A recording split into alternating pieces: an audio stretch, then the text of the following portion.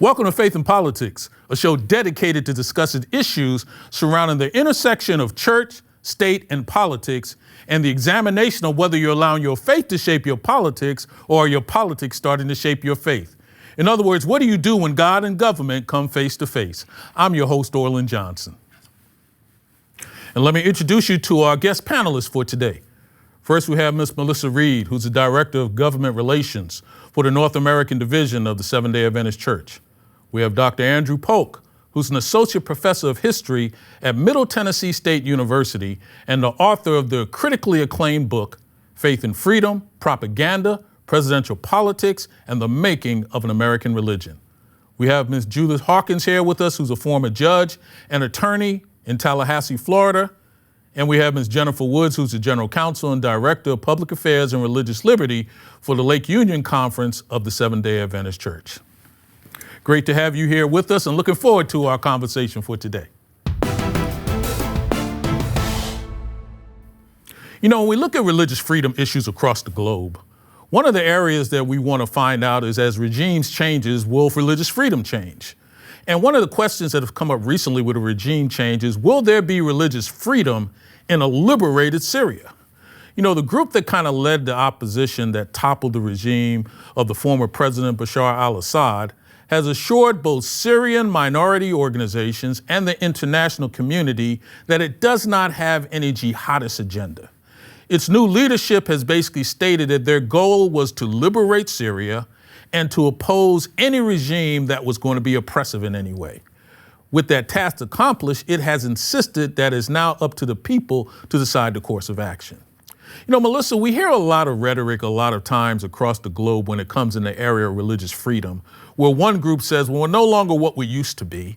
We want to be this new group of what we plan to be. But then the question is, what is the likelihood of have it happening based on our past? And in this particular case, the big question is, will Syria ever get to a point where there will be an area of free religious freedom for all? Is that even possible? Yeah, Orland, as you said, this is a real opportunity, or there always is, when regime changes, right? To correct bad behavior, to implement new policies, and it unfortunately so far, in my perspective and what I've been reading, has been a missed opportunity for the new regime. Certainly this group, HTS, was previously on the U.S. Commission on International Religious Freedoms list of entities to watch, and not watch because we want to emulate, but because they're concerning the types of behaviors that are happening to religious freedom or to religious minorities. And they were on that list as of most recently in 2024. Unfortunately, again, what I'm hearing out of Syria is that the behavior has not changed with this organization. There's various religious minorities, specifically, or I think primarily Christian organizations or Christians, are really having challenges with displacement, with violence against them, with property being taken away. And so, unfortunately, I think it is the same business as usual for religious minorities in Syria right now.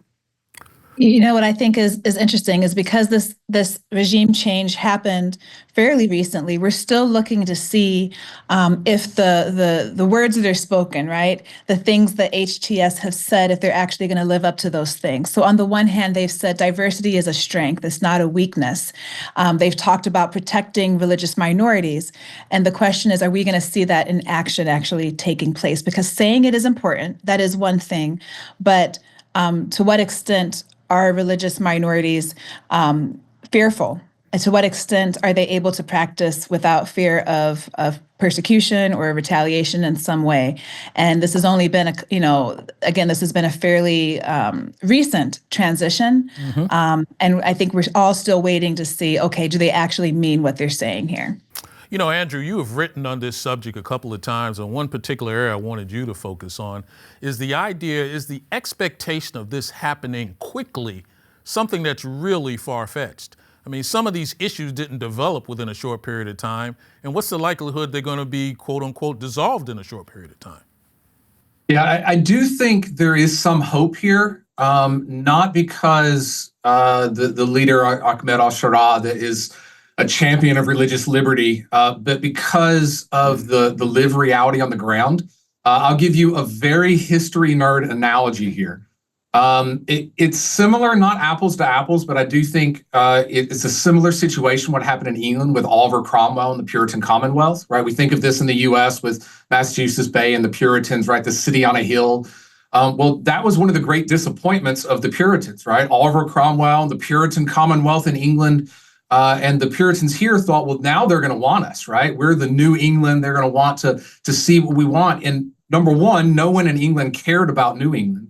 And number two, much to the absolute chagrin of Puritans in America, Oliver Cromwell instilled religious liberty, not because he was a fan of it, but because that was the only way to have a working coalition in his reality, right? So regime change, he had to have enough of a coalition of incredibly diverse groups to be able to forestall this civil war essentially ending before it began, right? I do think there is some situation here. I don't think it'll look like religious liberty in 20th century America, but I do think there is some hope for this simply because of the lived reality. There doesn't seem to be one large group that can control Syria with any realistic expectation now. So there's a possibility of cooperation simply because it's necessary. I don't know. My reading in preparation for this says that they've just come out with their provisional constitution.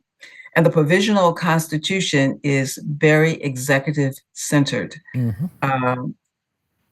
And because it's provisional and it doesn't have a sunset law to it, and we don't know when they're going to get a real constitution, it's quite possible that this is going to be a ruse and that Syria will end up pretty much where it has been.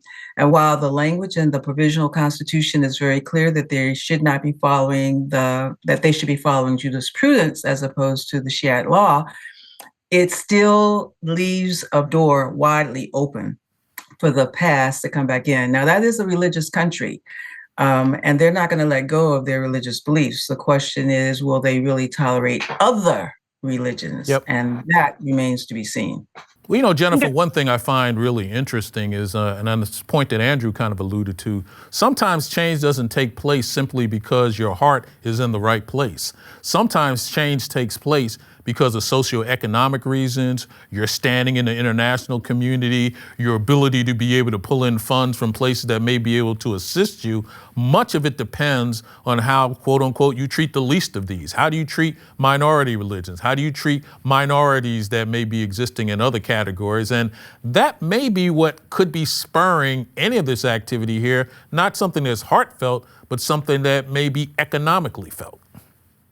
No, I think that's correct. I mean, even HTS coming into power, they from what I've read, it sounds like they've been taking a more pragmatic ideology as far as them taking over, this new regime versus a theological basis. And I think part of that is they needed to have a coalition, right? They needed to at least espouse this belief that they're there for all Syrians, not just for a specific minority or specific group of Syrians. Now, again, what is still to be seen is what the judge just talked about, and that is, how is this actually going to be implemented? Is this just a ruse? Is this, were these just words to get the coalition that they needed, or do they actually believe in these things that, again, diversity is a benefit and not a weakness, that is a strength?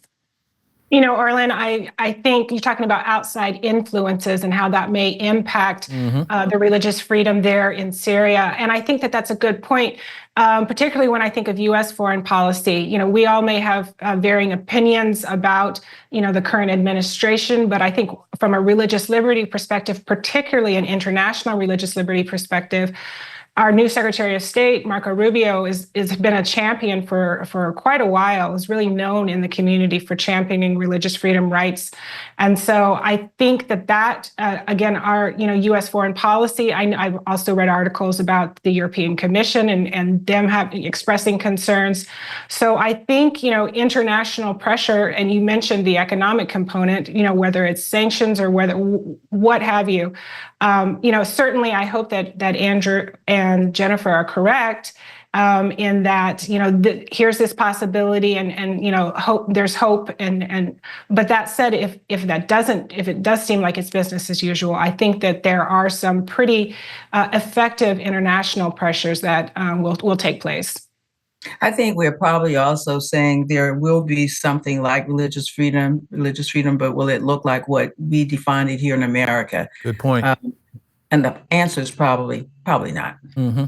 And I think that's a big point that you're making there, Judge, is that the idea of what religious freedom looks like through my eyes may be completely different from the prism of where you come when you're transitioning. And, and I think, Andrew, you kind of alluded to that to some degree. Even from a generation to generation, my wife and I talk about the fact that my children's religious beliefs and how they demonstrate it won't exactly mirror how we live our lives. And if it's going to be different, even generationally, of the same quote unquote denomination, I imagine it's going to be drastically different when you talk about from culture to culture and from country to country. And that's especially true, I think, in Syria, right? This is, you can go all the way back to end of World War I in the map room in Versailles, right? This was between the French and the British. All of this in the Middle East was created in a nonsensical way, right? You're lumping a bunch of groups that have been rivals, enemies, frenemies for hundreds of years, and then just drawing lines on a map and saying you're this, right? In some sense, we're seeing the results of that for decades and decades after. The thing that surprises me here is there hasn't seemed to be a really concerted international effort to come into Syria and direct that rebuilding. I think that makes sense in the current U.S. administration. The European Union somewhat surprises me. Saudi Arabia surprises me. This talk was there beforehand of establishing a safe and stable government. And none of that seems to be coming now. I think there are a lot of reasons for that, but that is part of that direct foreign influence that in 10 years ago, I think would have automatically been a whole lot of Western countries are coming in to make a Syria that is, in some sense, in our image or what we want.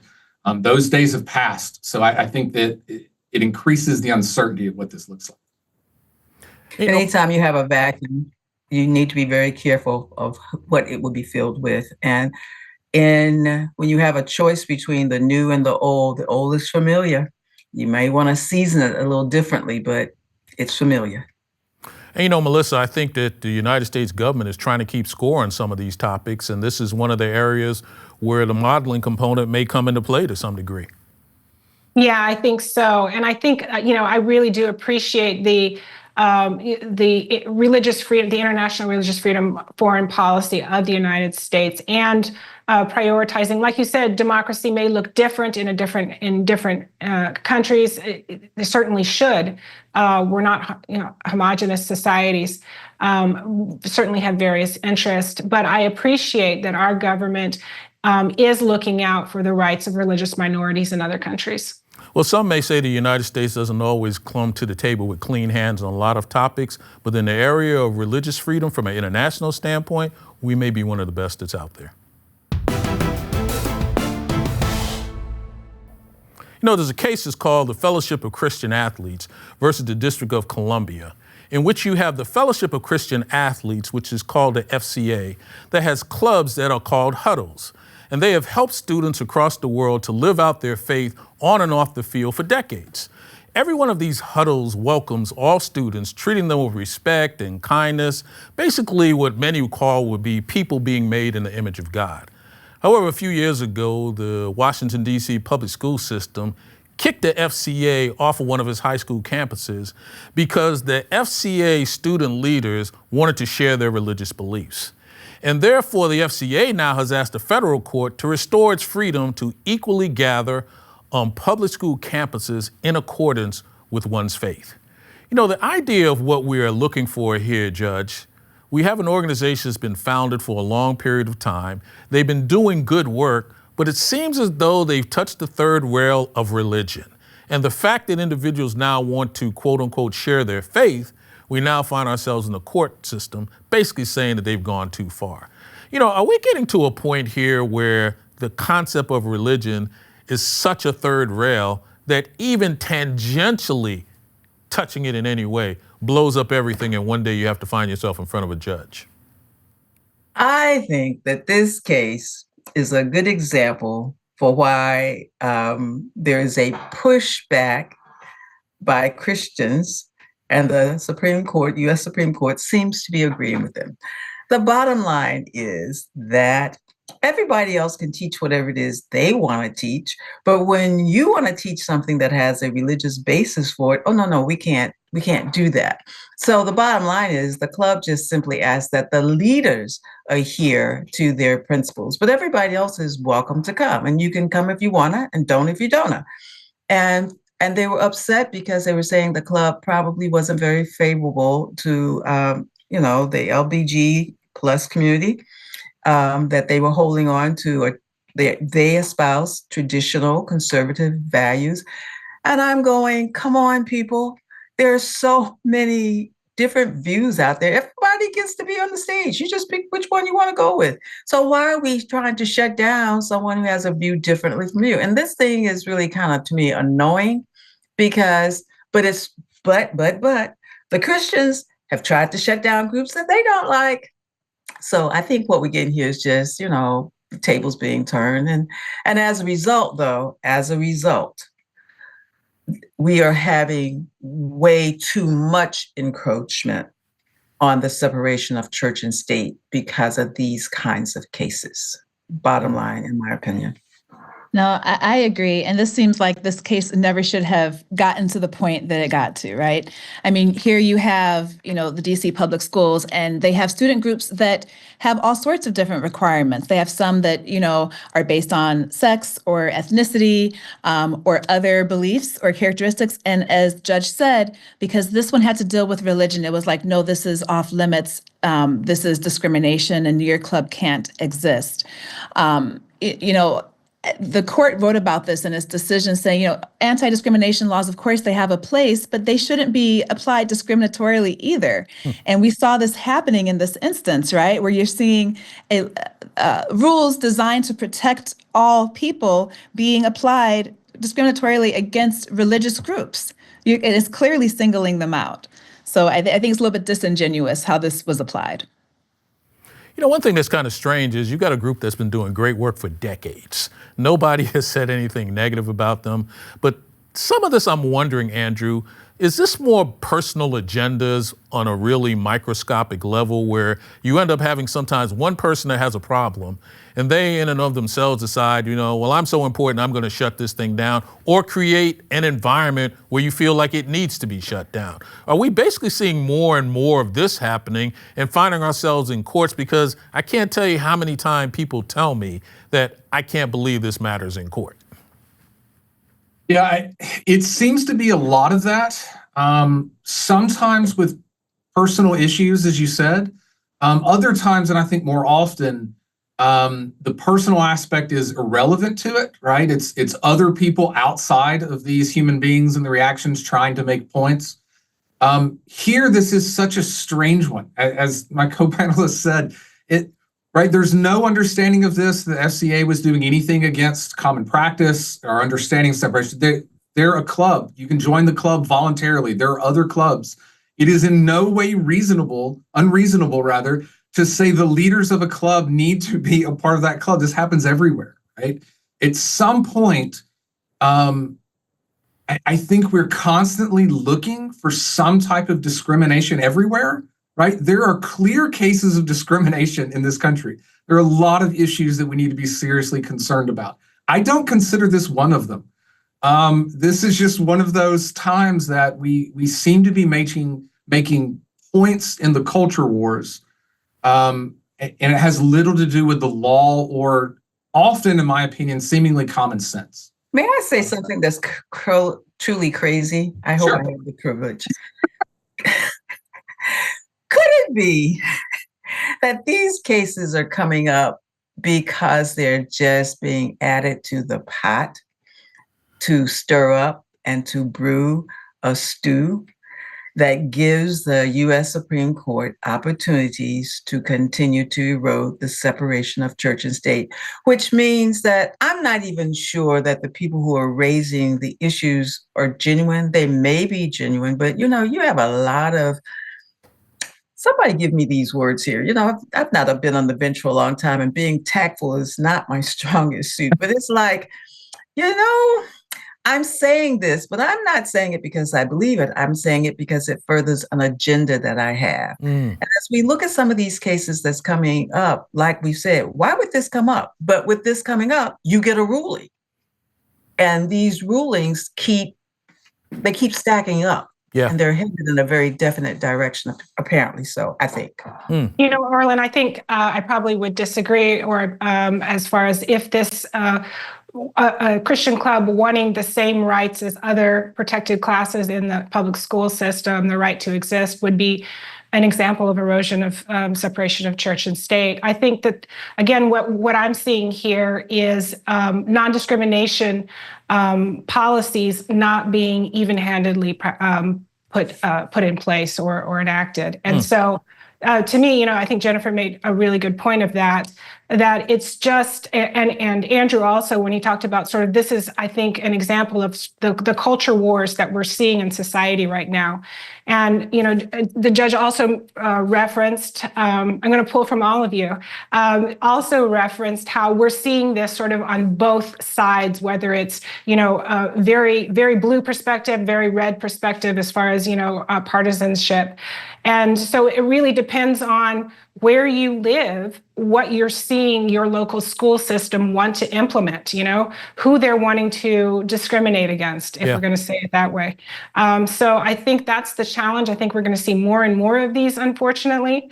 But I really appreciate the ruling in this particular case, and I hope that it will stand. I think the ruling had to stand because if you just look at it, it is a simple case, okay? But I'm concerned that there are more hidden agendas that's going on. We've discussed this in one of the other segments, and it was literally stated that this case would go to the Supreme Court. So it's part of an ongoing collection of cases to result in rulings that I think are moving America, at least the jurisprudence, in a way that may not be the best, in my opinion. Hey, Jennifer, do you think that there's a way that some of these things could be codified in a way that kind of keep us out of the court system? Or really so many of these regulations have been made vaguely, almost relying on the common sense of individuals. And I think one of the things we're not seeing a whole lot of is common sense among individuals. I think that, again, looking at this case in particular, it's like, why did it get to this point, especially when this was almost identically dealt with, over on the other side of the country, when the Ninth Circuit looked at it with the same group, Fellowship of Christian Athletes, with the San Jose Unified School District, right? You would think that the DC public schools would have said, look how the courts have decided this. Maybe we need to go on and reverse our policy and save everyone some time and money and resources because we're going to lose. And they didn't. They did not back down. And I think that speaks to the fact that we are in these very politically driven culture wars where people are trying to make their points. And even when it's nonsensical, people are working outside of this realm of rationality and common sense, because all of the signals said, this is already established, like you're in violation of the law, you're going to lose the hear. I have a question. In my research, I found a brief that was filed on February the 6th of 25. And I don't understand where this brief fits into the standing here, because they won and they were reinstated. But so why is there a 25 case? Because the ruling came out in 24. Wasn't it 24 that reinstated them and said that the school, DC school system had to allow them to be on campus? And I'm going, why? And I couldn't find it. Sure. What's been going on really is that this matter started opening up again because somebody wanted to come back in and they were saying that there was some, what I would call errors that may have taken place in which they wanted to get some new documentation to clarify things. And I think part of the issue that's happening is even when we see a case that looks like it's been settled, it seems it's just small changes or nuances can end up opening up Pandora's box again. And I think a big part of what, Jennifer was raising is, yes, this was a case that took place, but it talked about the San Jose School District as opposed to the District of Columbia School District. And everyone now seems to be so much into forum shopping that the idea of what you see happen on the West Coast, maybe there's some way I can get a different result here, and then down the road I may find out if somebody will make a difference. But Judge, this is one of the things I always want to know. What happens that keeps these type of cases from even showing up in the courtroom? Isn't there a method to really shut certain things down as just being frivolous and you can't be here? The bottom line of it is we have what's called appeals. So even if you shut it down at the trial court level, litigants are entitled to take appeals. And that's why I was looking at this brief that I found, trying to figure out what is going on here, what's being appealed, and I couldn't figure it out. The other thing of it is that, how do I say this politely? We are no longer following stare decisis. We're no longer following the rule of law. We no longer can predict with some sense of confidence what the outcome is going to be, which literally means it furthers and encourages litigation. Throw it up against the wall and see what happens. And I have to let that be the last word, and that seems to be where we are as a society, because you're not sure what you think the rule of law is going to be in any particular moment. So let's see what happens. Throw in a forum, maybe you get the results, maybe you don't. Hey, Andrew, tell me something I don't know. Did you know, Orlin, because I didn't until my 12-year-old informed me, that 4 times as many people speak English as a second, third, or fourth language than people who speak it as their primary language? Oof, did not know that. Jennifer, tell me something I don't know.